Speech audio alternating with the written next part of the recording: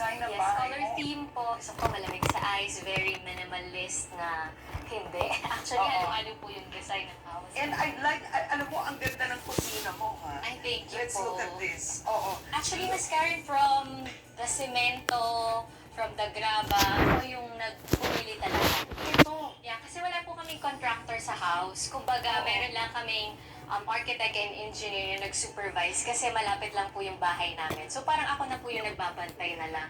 So, from the materials itself, talagang ako, so nakatipid po kami ng malaki because of that. Alam nyo, pag titignan nyo yung bahay, parang wow, mansyon na mansyon. Siguro imported lahat ng materials. Pero gawang Pampanga po ang marami Yes. dito.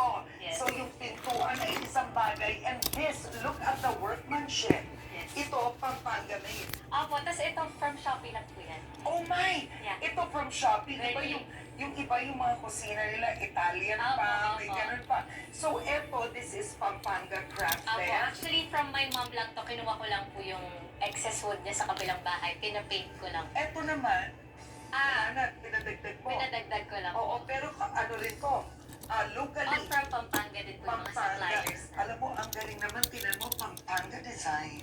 Di ba? Okay, and nagluluto ka pa.